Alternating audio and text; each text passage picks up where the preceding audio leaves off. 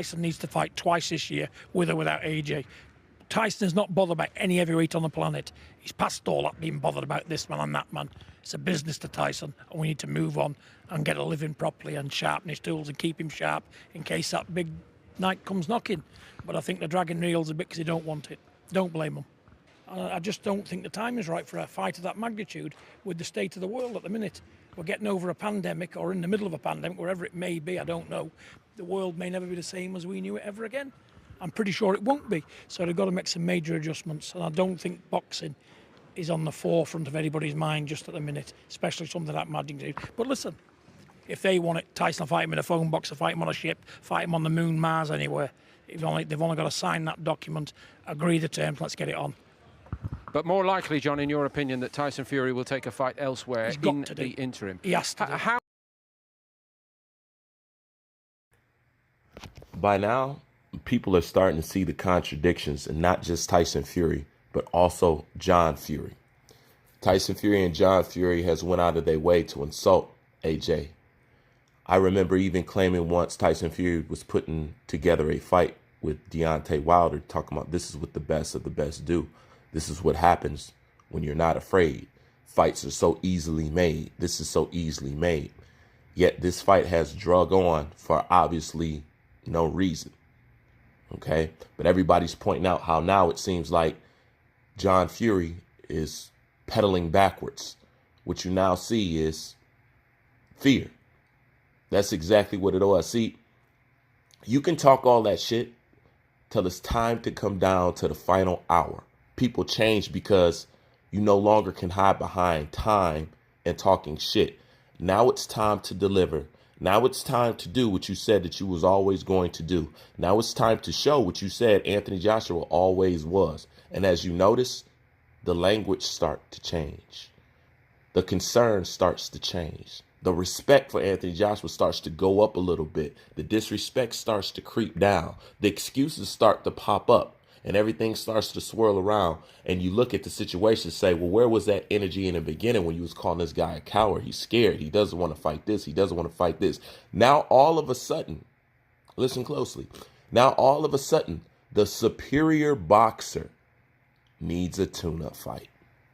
Isn't that interesting? Somebody that they say Anthony Joshua skill-wise could not hold a candle to, cannot stand up against him. Tyson Fury is going to box his ears off. That's the guy, the superior boxer that needs the tune-up. Now, why do you think that is? And what John Fury is saying makes no sense. And I'm going to show you how. Okay? Number one, he says that, Tyson Fury needs to fight 2 times with or without AJ to keep himself sharp just in case something big comes along. Why that doesn't make no sense? Because Anthony Joshua is the end game. There is nobody bigger than him. There is no payday bigger out there in boxing. So what do you mean stay sharp with or without Anthony Joshua? In case something big comes along. He's as big as big get. He's what you stay sharp for. So you can't say that it's all about keeping Tyson Fury's skill set sharp in case something big comes along when something big is already standing in front of him. But you're talking about like it's something out there bigger than Anthony Joshua. Well, fill me in. Who? So number one, that doesn't make sense right there. Number two, he talked about the world is not ready because of the pandemic and whatnot. Then in one hand, turn around and say, the world might not ever be the same again. I doubt it will be. So if you doubt it will be, then what are we waiting on? What are we waiting on? If you doubt the world will ever be the same, then what are you asking us to wait for? You said the world is in no condition with the pandemic because of this fight, and you don't believe it'll ever be the same. So if it'll never be the same, then what's the problem with proceeding forward if you said it'll never be the same? What are we waiting for? Once again, that makes no sense. Okay? But let's get down to the nitty-gritty of 1 and 2 tune-up fights. See, like I said, as it comes down to the hour, as it comes down closer to putting up and shutting up, where words mean less and your physical action means more, people start to change their story. Okay? Now, I'm going to tell you partially what that is about. Okay? in my gym, I'm cool with a guy who's best friends with Conor McGregor's manager, the guy who managed Conor McGregor. Okay. And what you guys don't know about the Conor McGregor Floyd Mayweather fight, inside that contract, okay, I don't know the technical term for it, but it's something that your PR manager, the guy who represents you, the guy who makes sure that you're marketable, is something that he puts in there to look out for you. In that contract, it was stated that the fight to be stopped before Conor McGregor was knocked out on the ground. In case you guys don't know, this kind of shit does exist. Okay? Meaning the fight was going to be stopped long before Mayweather ever knocked him out and he's laying down on the ground. If something has to do with brand damaging, okay?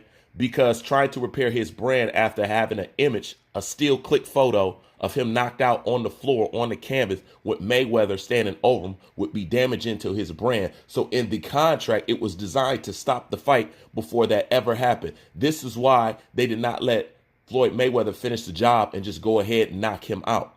Okay? It was in the contract to stop the fight before that even happened. That's just the case. If some of you don't know that that kind of thing exists, I'm telling you right now, it does. Okay? So, why is John Fury want tune-up fights now? It's as simple as this. You want to get as much money as you can out of Tyson Fury before he's defamed by Anthony Joshua, so you can maximize your profit before you take the in-game payday. Do you get what I'm saying? Meaning, what Tyson Fury would make or get paid after losing to AJ will be significantly less than if he took those two fights before he fights AJ. Therefore, he can get the most for those two fights before fighting AJ than rather after, because it has something to do with brand damaging. I'm telling you what I know. This is why it's urgency to fight two fights and to get a tune-up fight. But before then, they're ready to rock and roll. Anthony Joshua's next. He can't stand with a 19-stone man. He can't do none of this. He can't. We're ready. We're going to steamroll him. He's going to run. He's going to do all this. Come down to the hour. Tyson needs at least 2 tune-up fights.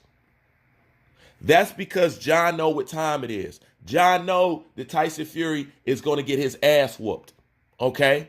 And they still want to make money beyond it. Like he just told you. It's a what? It's a business. That's where I got to praise the Furies. They treat boxing like a straight business. They're not serious about anything. Everything is, they're playing with the screen. They're playing with the fans. They're playing with the camera. It's all a show. It's all about business with these guys. These guys are hustling the shit out of boxing, and I cannot be mad.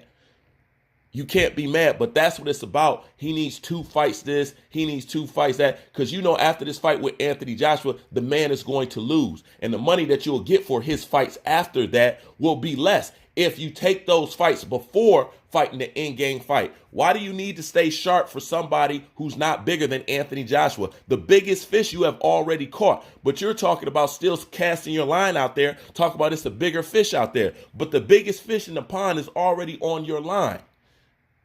He's already on your line. So who do you need to stay sharp for? Drell Miller? Who? Robert Helenius? Who? Dylan White? No disrespect to Dylan White. Who? I want to know. Who the hell is out there? What heavyweight are you talking about? You trying to stay sharp for Alexander Usyk? What? None of those guys bring a bigger payday and bring more attention and bring more credit to your resume than Anthony Joshua. So once again, what in the hell is John Fury talking about? Nothing. John Fury just knows what time it is. And as a business, they're trying to maximize on the most money you can get off Tyson Fury before Anthony Joshua whoops that ass. That's what it's about. That's why it's all this backtracking. That's why it's all this. That's why it's all that. But before, notice, Anthony Joshua, the less superior boxer, don't need no tune-up because he's never had a tune-up. Name one tune-up that Anthony Joshua has had. He hasn't had one in his career. He hasn't. But the superior boxer, the one who's been boxing before him, the one with better hands, better ring IQ, he needs it. But Anthony Joshua don't need it. Like I said, the only thing you're seeing right now is the fear and the reality. As it comes down to the hour, it comes closer to home that you no longer can hide behind the charades. Now it's time to put up and shut up. And like he said, it's a business. You can get more money for those fights before Tyson Fury loses than after Tyson Fury loses. That is a fact.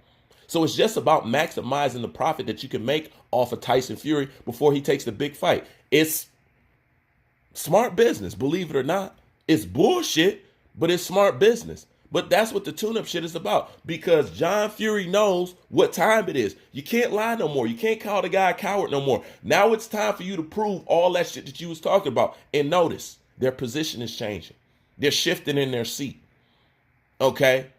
They're starting to give respect up to Anthony Joshua and stuff like that. That's going to show you boxing depends on bullshit and smoke screens for it to do what it do. But when it comes down to the reality, when it comes down to putting the shut up, you know what I'm saying?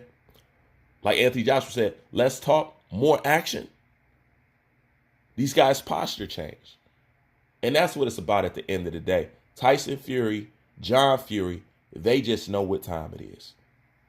Period. Because without a victory over Deontay Wilder, he couldn't sell those books.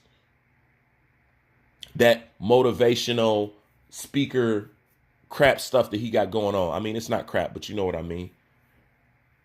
The victory over Deontay Wilder helped him sell those books, helped him get that attention, helped him get that ESPN deal, helped him get more at the table with the Anthony Joshua. That helped him. So without that, you couldn't get it. So look at Anthony Joshua. Now it's time to maximize off just being compared or just being mentioned. I'm going to fight Anthony Joshua. Now it's time to maximize off that, just like he did off Deontay Wilder, like John Fury told you. It's a business. And once you understand, once you look at boxing from a business standpoint alone, you no longer want to go back to the fan state because you can understand so much. That's why I've been locked into the business aspect of boxing, and I have not returned to the fan state, if you have noticed. I have not returned to that state. I look at it as strictly business. Therefore, I get less emotionally involved and I can understand what's going on. The second you look at everything from dollars from top to bottom, you could understand, you could see through the matrix of boxing. As a fan, as a best wanting to fight the best is that, you're going to be confused and you're going to be upset. But the second you put on your business suit and look at boxing, it's so easy to understand now. That's why I say boxing does not warrant you guys emotion, your tribal emotion. It doesn't warrant that anymore, because at the end of the day, they just chasing dollars. We're the only one operating off would be somewhat of an honor system. The best fight, the best, you know what I'm saying? You shouldn't cower out. You should take the best challenges out there. That era doesn't exist anymore, boxing fans. It doesn't. The quicker you accept that, the quicker you can understand what's going on. That era doesn't exist in boxing anymore.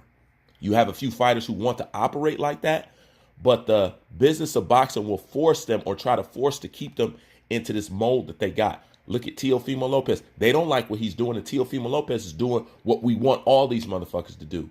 The people inside the game don't like what he did because he upset the established order. So the quicker you can look at boxing as straight business and business alone, you'll understand so much more. That's all I got for now. Bruce Van, I'm out.